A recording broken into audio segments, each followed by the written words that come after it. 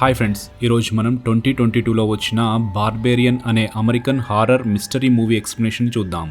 ఈ మూవీలో టెస్ అనే ఆమె జాబ్ ఇంటర్వ్యూకి అటెండ్ అవ్వడానికి రెంటల్ హౌస్ని బుక్ చేసుకుంటుంది. తీరా ఆ ఇంటికి వచ్చి చూస్తే అక్కడ ఆల్రెడీ ఒక వ్యక్తి ఉంటాడు.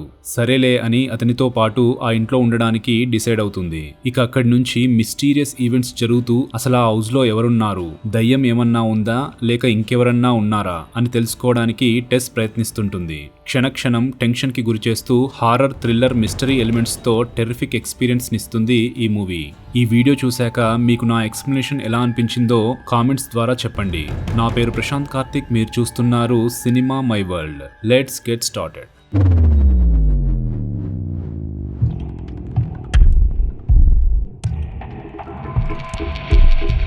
మూవీ స్టార్ట్ అవ్వగానే టెస్ మార్షల్ అనే ఆమె కార్లో ఒక ఇంటికి వస్తుంది. జాబ్ ఇంటర్వ్యూ అటెండ్ అవ్వడానికి అప్పటికే ఆన్లైన్లో హౌస్ని రెంట్కి బుక్ చేసుకుంటుంది. ఓవైపు వర్షం పడుతుంటుంది. ఇంటి ముందున్న లాక్ బాక్స్లో కీస్ లేకపోవడం చూసి బుకింగ్ ఏజెన్సీకి కాల్ చేస్తుంది. కాల్ వాయిస్ మెయిల్కి కనెక్ట్ అవుతుంది. ఏం చేయాలో అర్థం కాక కార్లో వచ్చి కూర్చుంటుంది. అంతలో ఇంట్లో లైట్స్ ఆన్ అవ్వడం చూసి వెళ్లి కాలింగ్ బెల్ కొడుతుంది. లోపల నుంచి ఒకతను వస్తాడు. అతని పేరు కీత్. ఆల్రెడీ అతను ఆ ఇంటిని బుక్ చేసుకున్నట్టు తెలుస్తుంది. అంటే బుకింగ్ ఏజెన్సీ వాళ్ళు ఒకే ఇంటిని ఇద్దరు కస్టమర్స్ కి బుక్ చేశారని అర్థమవుతుంది. ఈ రాత్రి వేళలో వర్షం పడుతుంటే ఎటు వెళ్తారు, ముందైతే లోపలికి రండి అని కీత్ అనడంతో టెస్ కొంత హెసిటేటింగ్ గానే ఇంట్లోకి వెళ్తుంది. తను ఆల్రెడీ బుక్ చేసుకున్న ఇన్ఫర్మేషన్ ని మొబైల్లో చూపిస్తాడు కీత్. ఎందుకంటే టెస్ కి అప్పటికే రకరకాల డౌట్స్ వస్తుంటాయి. అపరిచిత వ్యక్తితో ఒకే ఇంట్లో ఉండడం కష్టం అనుకుని దగ్గరలో మరేదన్నా హోటల్ దొరుకుతుందో చూద్దామని టెస్ ఫోన్లో సెర్చ్ చేస్తూ కాల్ చేస్తుంటుంది. కానీ హోటల్ రూమ్స్ ఏం అవైలబుల్ గా ఉండవు. సిటీలో చాలా పెద్ద మెడికల్ కన్వెన్షన్ జరుగుతుంది. చుట్టుపక్కల నుంచి జనాలందరూ రావడంతో రూమ్స్ ఏం ఖాళీ లేనట్టున్నాయి అని కీత్ చెప్తూ, పర్లేదు మీరు బెడ్రూమ్లో పడుకోండి, నేను హాల్లో పడుకుంటా అంటాడు. చేసేదేం లేక టెస్ ఓకే అంటుంది. బెడ్రూమ్లో కీత్ వాలెట్ కనిపిస్తే ఎందుకైనా మంచిదనుకొని అతని ఐడిని ఫోటో తీసుకుంటుంది. అతనికి వాలెట్ ఇచ్చేస్తుంది. స్నానం చేసి వచ్చేసరికి అతను ఓపెన్ చేయని వైన్ బాటిల్తో 2 గ్లాసెస్ ముందు పెట్టుకుని టెస్ కోసం వెయిట్ చేస్తూ కనిపిస్తాడు. కీత్ ఫ్రెండ్లీగా బిహేవ్ చేస్తున్నా టెస్ మాత్రం జాగ్రత్తగానే అతన్ని అబ్జర్వ్ చేస్తుంటుంది. లేదు, నేను డ్రింక్లో జాయిన్ అవ్వను, జస్ట్ కాసేపు కూర్చొని వెళ్తా అంటుంది. క్యాథరిన్ అనే ఫిల్మ్ మేకర్ వద్ద అసిస్టెంట్ గా జాయిన్ అవ్వడానికి టౌన్ కి వచ్చానని టెస్ చెప్తుంది. క్యాథరిన్ తీసిన లేటెస్ట్ మూవీని చూశానని కీత్ చెప్తూ ఆమె next movie Detroit music collection పై ఉండబోతుంది. నాకు ఈ విషయం ఎలా తెలుసంటే డెట్రాయిట్ మ్యూజిక్ కలెక్షన్ ని స్థాపించిన వాళ్ళలో నేను కూడా ఒకడిని అంటాడు. కీత్ కి కూడా సిమిలర్ టేస్ట్ ఉండడంతో టెస్ కి కొంచెం భయం పోయి పర్లేదు ఇతన్ని నమ్మొచ్చు అని ఫీల్ అవుతూ అతనితో ఓపెన్ అప్ అయి డ్రింక్ చేస్తూ మాట్లాడుతూ ఉంటుంది. కట్ చేస్తే బెడ్రూమ్లో టెస్ నిద్రపోయి ఉంటుంది. డోర్ ఓపెన్ అయి కిర్రున శబ్దం వస్తుంది. టెస్కి మెలకు వచ్చి చూస్తే డోర్ ఓపెన్ అయి ఉంటుంది. అదే టైంలో హాల్లో పడుకున్న కీత్ నిద్రలోనే నన్ను కాపాడండి అంటూ మూలుగుతున్నట్టు అంటుంటాడు. కీత్కి ఏమైంది అన్నట్టుగా చూస్తూ అతని దగ్గరికి వెళ్తుంటే ఆమె వెనుకాల డోర్ దానంతట అదే కదులుతుండడాన్ని చూస్తాం మనం. కీత్ని నిద్రలేపితే అతను చీకట్లో టెస్ని చూసి దడుచుకుంటాడు. నా రూమ్ డోర్ ఓపెన్ చేసి ఉంది, నువ్వేనా ఓపెన్ చేసింది అని అడుగుతుంది. లేదు, నేను తీయలేదు అంటాడు కీత్. డిస్టర్బ్ చేసినందుకు సారీ అంటూ టెస్ వెళ్లి డోర్ లాక్ చేసుకుని పడుకుంటుంది. మరుసటి రోజు పొద్దున్నే ఇంట్లో కీత్ కనిపించడు. అతను రాసిన నోట్ ని చూస్తుంది. లాస్ట్ నైట్ నీతో మాట్లాడుతూ మంచిగా టైం స్పెండ్ చేశా, ఈవినింగ్ కలుద్దాం అని రాసి ఉంటుంది. ఇంటిని లాక్ చేసి అక్కడి నుంచి కారులో ఇంటర్వ్యూకి బయలుదేరుతుంది. దారిలో ఆ ఏరియాలోని ఇళ్లన్నీ డ్యామేజ్ అయి ఉండడాన్ని చూసి కొంత షాక్ అవుతుంది. ఫిల్మ్ మేకర్ క్యాథరిన్తో ఇంటర్వ్యూ జరుగుతుంది. ఎక్కడ స్టే చేస్తున్నావు అని క్యాథరిన్ అడిగితే బ్రైట్మూర్ అనే ప్రాంతంలో రెంటల్ హౌస్లో దిగానని చెప్తుంది టెస్. నువ్వు ఉంటున్న చోటు అంత సేఫ్ కాదు, అక్కడ ఉండకు అని క్యాథరిన్ అంటుంటే ప్రాబ్లం అయితే ఏం లేదు, నాతో పాటు మరొకరున్నారు అని టెస్ అంటుంది. టెస్ తిరిగి ఆ ఇంటికి వస్తుంది. అదే టైంలో ఒకతను అరుస్తూ అటువైపు వస్తుండడాన్ని చూసి టెస్ భయంతో ఇంట్లోకి పరుగు తీస్తుంది. ఇక్కడ ఉండడం మంచిది కాదు, వెళ్ళిపో అంటూ అతను అరుస్తుంటాడు. పోలీసులకి కాల్ చేసి అతని గురించి చెప్తుంది. కానీ వాళ్ళ నుంచి రెస్పాన్స్ పెద్దగా ఏం రాదు. బట్టలన్నీ సర్దుకుంటుంది. టాయిలెట్ పేపర్ అయిపోవడంతో బేస్మెంట్ లోకి వెళ్తుంది. తిరిగి పైకి వస్తుంటే డోర్ మెల్లిగా క్లోజ్ అవుతూ లాక్ అయిపోతుంది. బెడ్రూమ్ లోనే తన ఫోన్ మర్చిపోయినట్టు గుర్తుకు వస్తుంది. ఇంటి కీని లాక్ బాక్స్ లో పెట్టకుండా తన పాకెట్ లోనే వేసుకొని లోపలికి వచ్చినట్టు తెలుసుకొని కీ లేకుండా కీత్ ఇంట్లోకి ఎలా వస్తాడు? అండ్ చుట్టుపక్కల ఇళ్లన్నీ ఖాళీగా ఉన్నాయి. తాను ఎంత అరిచినా ఎవరికీ వినిపించదు. ఈ బేస్మెంట్ లోనే లాక్ అయిపోతానా అన్న ఆలోచనే తనని పూర్తిగా భయంలోకి నెడుతుంది. బేస్మెంట్ లోని విండోని పగలగొట్టచ్చా అని చూస్తుంటే గోడలోంచి ఒక తాడు ఉండడాన్ని చూసి దాన్ని లాగుతుంది. మరొక డోర్ బేస్మెంట్ లోంచి లోపలికి ఉన్నట్టు తెలుసుకుంటుంది. లోపలి వైపు మొత్తం చీకటిగా ఉండడం చూసి అక్కడున్న మిర్రర్ ని లైట్ దగ్గర పెట్టి లోపలికి చూస్తుంది. మెల్లిగా లోపలికి వెళ్తుంది. అలా నడుస్తూ వెళ్లి అక్కడున్న మరొక రూమ్ డోర్ ని ఓపెన్ చేస్తుంది. ఆ రూమ్ లో ఒక బెడ్, కెమెరా అండ్ ఒక బకెట్ ఉంటుంది. అవన్నీ మురికి పట్టి ఉంటాయి. ఏంటిదంతా అని భయపడుతూ వెంటనే అక్కడి నుంచి బేస్మెంట్ లోకి వచ్చేస్తుంది. అదే టైంలో కీత్ ఇంటి ముందుకి రావడాన్ని చూస్తుంది. విండోలోంచి కీని ఇస్తుంది. కీత్ ఇంట్లోకి వచ్చి బేస్మెంట్ డోర్ ని ఓపెన్ చేస్తాడు. టెస్ భయపడుతూ అక్కడి నుంచి హౌస్ ని వేకెట్ చేసి వెళ్లిపోదాం అని చూస్తుంటే అసలేం జరిగింది? అలా కంగారు పడకు అని కీత్ టెస్ ని అడుగుతుంటాడు. బేస్మెంట్ లోపల ఉన్న రూమ్ గురించి చెప్తూ అక్కడి నుంచి టెస్ వెళ్లిపోవాలని చూస్తుంటే ఒక్క నిమిషం, నేను వెళ్లి చూసొస్తా, కానీ నేను వచ్చే వరకు ఇక్కడే వెయిట్ చేయగలవా? మళ్ళీ డోర్ క్లోజ్ అయిపోతే ప్రాబ్లం అవుతుంది అని కీత్ అంటాడు. కీత్ అంతగా అడుగుతుండడంతో సరే ఉంటాను, వెళ్ళిరా, జాగ్రత్త అంటుంది టెస్. బేస్మెంట్ లోపలికి వెళ్లి కీత్ రాకపోవడంతో టెస్ లోపలికి వెళ్లబోతూ డోర్ క్లోజ్ అవుతుండడాన్ని చూసి దానికి చైర్ అడ్డుపెట్టి లోపలికి వెళ్తుంది. కీత్ ని పిలుస్తున్నా లోపల నుంచి రిప్లై రాకపోవడంతో మెల్లిగా లోపలికి వెళ్తుంది. రూమ్ లో కీత్ ఉండడు. అక్కడి నుంచి వస్తూ అక్కడ మరొక డోర్ ఉండడాన్ని చూస్తుంది. కిందికి మెట్లు ఉంటాయి. అంతా చీకటిగా ఉంటుంది. కాపాడండి అని కీత్ అరుస్తుండడాన్ని విని టెస్ భయపడుతూ మెల్లిగా లోపలికి వెళ్తుంది. కీత్ పిలుస్తున్న వైపు వెళ్తుంటే దారిలో చిలుం పట్టిన కేజెస్ ఉండడాన్ని చూస్తుంది. మరింత లోపలికి వెళ్తుంటే కీత్ కనిపిస్తాడు. అతను భయపడుతూ నన్నెవరో కొరికారు అని చెప్తూ వెళ్దాం పదా అంటుంటాడు. అంతా చీకటిగా ఉండడంతో ఇటువైపు వెళ్తే బెటర్, లేదు ఇటువైపు అంటూ ఇద్దరూ ఆర్గ్యూ చేసుకుంటుంటారు. అంతలో అక్కడికి ఒక భయంకరమైన క్రియేచర్ వచ్చి కీత్ ని పట్టుకొని అతను చనిపోయేంత వరకు గోడకేసి బాదుతుంది. అంతా చూస్తున్న టెస్ ఓ రేంజ్ లో షాక్ లో ఉంటుంది. ఆ భయంకరమైన క్రియేచర్ టెస్ వైపు చూస్తూ అరుస్తుంది. కట్ చేస్తే ఏజే గిల్బ్రైడ్ అనే సక్సెస్ఫుల్ హాలీవుడ్ యాక్టర్ కార్లో జాలీగా సాంగ్స్ వింటూ పాడుకుంటూ వస్తుంటాడు. అతని కలీగ్స్ కాల్ చేసి నిన్ను షో నుంచి తీసేశారు, ఎందుకంటే నీతో పాటు యాక్ట్ చేస్తున్న కో స్టార్ నీపై సెక్సువల్ హరాస్మెంట్ కేసుని పెట్టింది అని చెప్తారు. ఏజే షాక్ లో ఉంటాడు.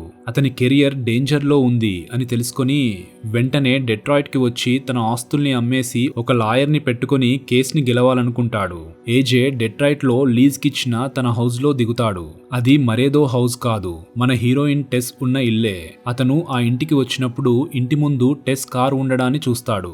అంతేకాకుండా ఇంట్లో ఉన్న వస్తువుల్ని చూసి ఇక్కడెవరో ఉంటున్నారు లేదా వాళ్ళ సామాన్లని వదిలేసి వెళ్లారు అనుకుంటాడు.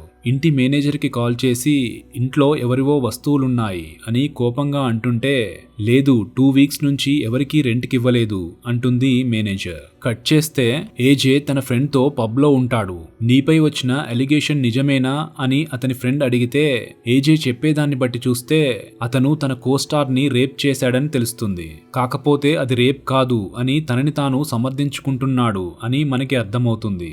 మరుసటి రోజు పొద్దున్నే ఏజే టెస్ కీత్ల వస్తువుల్ని చెక్ చేస్తూ అవి ఎవరివో తెలుసుకోవడానికి చూస్తుంటాడు. టెస్ ల్యాప్టాప్ లో టెస్ పేరుని చూస్తాడు.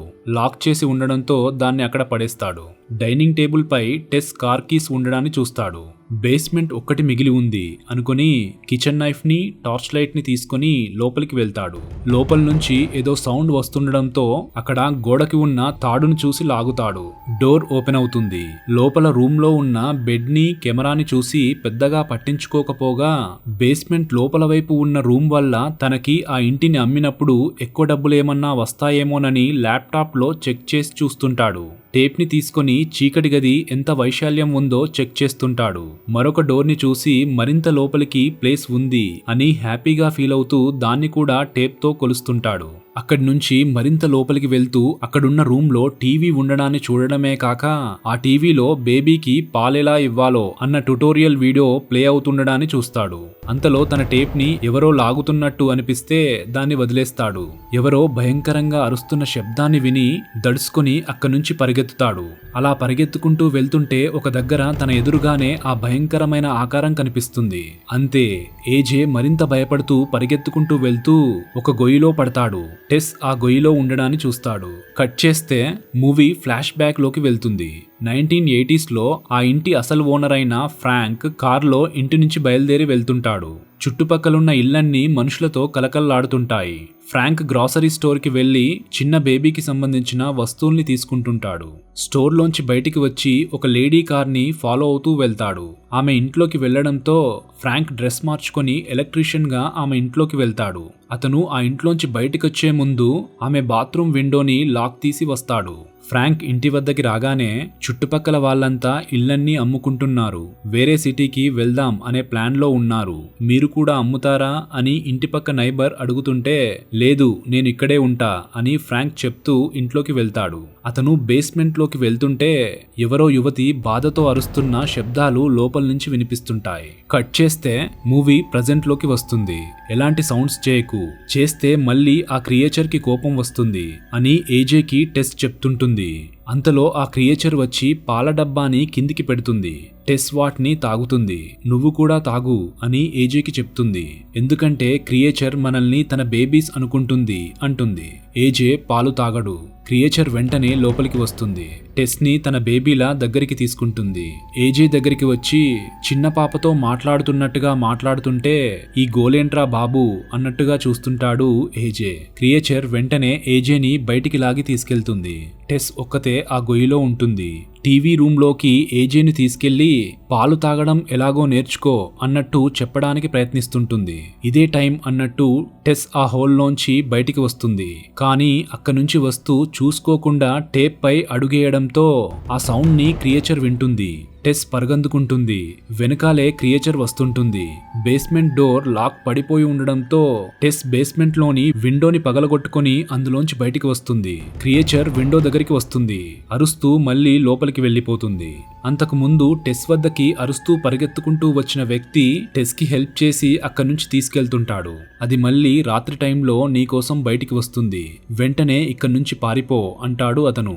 లోపలున్న ఏజే టన్నెల్లో నడుస్తూ అక్కడున్న వైర్ని ఫాలో అయి వెళ్తాడు. అక్కడ ఒక రూమ్ ఉంటుంది. ఆ రూమ్ లో ఒక ముసలివాడు ఉంటాడు. అండ్ అతనెవరో కాదు, ఒకప్పటి ఆ ఇంటి ఓనర్ ఫ్రాంక్. మరోవైపు టెస్ అక్కడున్న పెట్రోల్ బంక్ దగ్గరికెళ్లి పోలీసులకి కాల్ చేస్తుంది. పోలీసులు వస్తారు. కానీ టెస్ అవతారం అంతా మురికిగా ఉండడం చూసి ఈమెవరో డ్రగ్ అడిక్ట్ కావచ్చు అని టెస్ చెప్పేదేం సీరియస్ గా తీసుకోరు. ఇంటి లోపల ఏజే అనే మరో వ్యక్తి ఉన్నాడు. అతన్ని కాపాడాలి అంటుంటే సరేలే చూద్దాం అనుకుంటూ ఇంటి వద్దకు వస్తారు. కానీ టెస్ చెప్పేదేం నమ్మరు. మెంటల్లీ అన్స్టేబుల్ అని ఫీల్ అవుతూ అక్కడి నుంచి వెళ్లిపోతారు. లోపలున్న ఏజేకి ఫ్రాంక్ సైగ చేసి అక్కడున్న టేబుల్ని తన బెడ్ వైపు పెట్టు అంటాడు. ఏజే టేబుల్ని అక్కడ పెడతాడు. అంతలో అక్కడున్న చాలా వీడియో క్యాసెట్స్ పై అమ్మాయిల పేర్లు ఉండడాన్ని చూసి ఏజే ఒక క్యాసెట్ ని ప్లేయర్ లో వేసి ప్లే చేస్తాడు. అందులో ఫ్రాంక్ అమ్మాయిని రేప్ చేసినట్టు చూస్తాడు. అసలేం జరుగుతుంది ఇక్కడ? ఇదంతా పోలీసులకు తెలిస్తే ఏమవుతుందో తెలుసా అని ఏజే అంటుంటే ఫ్రాంక్ టేబుల్ డ్రాయర్ లోంచి గన్ తీసుకుని షూట్ చేసుకుని చస్తాడు. కట్ చేస్తే టెస్ విండోని బ్రేక్ చేసి లోపలికి వచ్చి కార్ కీస్ తీసుకుని కార్లో వెళ్లిపోదాం అని చూస్తుంటే అదే టైంలో క్రియేచర్ అరుస్తూ ఇంట్లోంచి బయటికి వస్తుంది. టెస్ వెంటనే కార్ని క్రియేచర్ మీదికి పోనిస్తూ వాల్ కి గుద్దుతుంది. క్రియేచర్ చనిపోయింది అని చూసి ఏజే కోసం ఇంట్లోకి వెళ్తుంది. లోపలున్న ఏజే ఫ్రాంక్ గన్ని తీసుకుని వస్తుంటాడు. టెస్ లోపలికి వస్తుంటే ఏజే అనుకోకుండా కంగారులో టెస్ ని షూట్ చేస్తాడు. గాయపడిన టెస్ ని తీసుకుని బయటికి వస్తాడు. కార్ దగ్గర క్రియేచర్ లేకపోవడం చూసి షాక్ అవుతారు. టెస్ కార్ పాడవడం, ఏజే కార్ కి టన్నెల్లోనే ఉండిపోవడంతో ఇద్దరు నడుచుకుంటూ వెళ్తుంటారు. మళ్ళీ ఆ నైబర్హుడ్ లో తిరుగుతున్న వ్యక్తి కలుస్తాడు. అతను చెప్తుంటాడు, ఆ ఇంటి ఓనర్ ఫ్రాంక్ ఒక సీరియల్ రేపిస్ట్. అమ్మాయిల్ని బంధిస్తూ రేప్ చేస్తూ అమ్మాయిలకి బేబీస్ పుట్టే వరకు ఎదురు చూస్తుండేవాడు. పుట్టిన వాళ్ళని కూడా రేప్ చేస్తూ పోయాడు. చివరికి ఇప్పుడు ఆ ఇంట్లో తిరుగుతున్నది అతని చివరి బేబీ. ఆమె ఆ ఇంట్లో 40 years నుంచి ఉంటుంది అని చెప్తూ, మీరేం భయపడకండి, ఇంత దూరం వరకు ఆ క్రియేచర్ రాదు అంటాడు. కానీ అంతలోనే ఆ క్రియేచర్ వచ్చి అతన్ని చంపేస్తుంది. ఏజే అండ్ టెస్ పరగందుకుంటారు. అక్కడున్న వాటర్ ట్యాంక్ పైకి ఎక్కుతారు. ఏజే తన దగ్గర ఉన్న గన్ని తీసి క్రియేచర్ని కాలుద్దాం అని చూస్తుంటే అతని అతి భయానికి కంగారుకి జారిపోయి గన్ కింద పడుతుంది. అతనికి ఏం చేయాలో అర్థం కాదు. క్రియేచర్ నుంచి తనని తాను రక్షించుకోవడం కోసం టెస్ ని ట్యాంక్ పై నుంచి కిందికి విసురుతాడు. క్రియేచర్ కూడా టెస్ కోసం కిందికి దూకుతుంది అని అతని నమ్మకం. అనుకున్నట్టే క్రియేచర్ కిందికి దూకుతుంది. ఏజే కిందికి వచ్చి టెస్ కి ఎలా ఉందో అని చూస్తుంటాడు. క్రియేచర్ టెస్ కి ఏం కాకుండా అడ్డుగా ఉండి టెస్ ని ప్రాణాలతో కాపాడింది అని తెలుసుకుంటాడు. ఏం చేయాలో అర్థం కాలేదు, నేనేం చేశానో కూడా గుర్తుకులేదు అంటూ ఏదో తనని తాను కవర్ చేసుకుంటుంటాడు ఏజే. సడన్ గా క్రియేచర్ లేసి ఏజేని పట్టుకొని అతని కంట్లో వేళ్లతో గుచ్చుతుంది. తలని ముక్కలు చేస్తుంది. క్రియేచర్ టెస్ ని మెల్లిగా లేపి ఇంట్లోకి తీసుకెళ్దాం అని చూస్తుంది. టెస్ తన పక్కన పడి ఉన్న ఏజే గన్ తీసి క్రియేచర్ మొహంపై పెడుతుంది. క్రియేచర్ ని షూట్ చేసే ముందు టెస్ మొహంలో బాధని చూస్తాం మనం. క్రియేచర్ ని షూట్ చేశాక టెస్ అక్కడి నుంచి నడుస్తూ వెళ్లిపోతుంటే బ్లాక్ ఫ్రేమ్ పడుతుంది.